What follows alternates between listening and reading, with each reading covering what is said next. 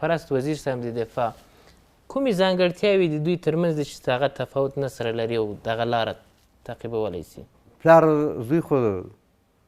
هغه خپل پلار ته سوی بیا و موږ خو باور ده چې هغه مجسم له محمد عمر اخوند ده فقط توپیر یې دغه ده چې دی ډېر کشر ده او هغه مشر سړی و او هغه معقولیت و هغه دروندوالی و همغه شرافت او هغه وطن ته ژمنتیا او دا دی موږ تاسې یو اصل لرو مفهوم مخالف زموږ ستاسې په مذهب کې معتبر نه ده د دې معنا دا نه ده چې نور نو بد دي ګوره د چا صفت کوو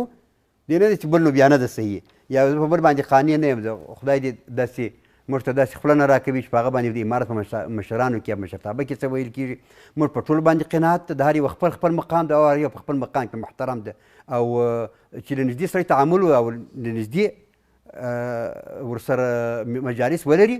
بیا سړي ته اندازه معلومیږي. د ویښتو کمیدو موضوع څومره عملي سوي چې باید یو سرتیری ویښته زیات ونه لري؟ لنډ به جواب درکړم امرمعروف ته وسپارله سوه هغوی ورته اعلان وکوئ چې که داسې وي تاسې اصلاح کېږي نه بیا موږ په زور درخري بیا نو د اوس اصلاح سوې ته ډېره بریده پورې کم عمره خلک نسته فرمان په اساس چې باید کم عمره نه وي. امرمعروف یې هم باسي موږ یې له اردو څخه باسو امرمعروف یې نورو ادارو څخه باسي. ژمنه مو څه شي د مخامخ ولس ته؟ ولس ته مې ژمنه دا ده چې داسې خدمت به دوی ته کوو چې هغه دوی ته د منلو وړ وي انشاءالله تعالی دوی داسې تعهد راسره وکوي چې د اسلام دا نظام ته داسې ژمن سي لکه ځان ته چې ژمن وي موږ داسې ژمن یو دا نظام ته او د خاورې او د دوی خدمت ته لکه سړی چې خپل ایمان ته ژمن وي او پر دې باندې موږ هم فیصله د تعهد مو ده. یوه خبره ده زه په خپل ځای کې په خپل توان مکلف یم په خپل مقام کې د امارت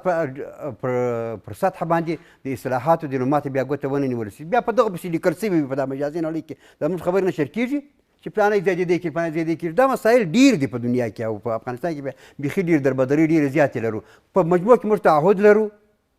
او د خپلې خاورې ته تعهد لرو او خپل ولس ته یې لرو او انشاءالله تعالی پاک مقدس مننه کوم مفتي صاحب له تاسو درنو لیدونکو ځانګړې مرکه پر همدې ځای پای ته ورسېده د خدای په امان.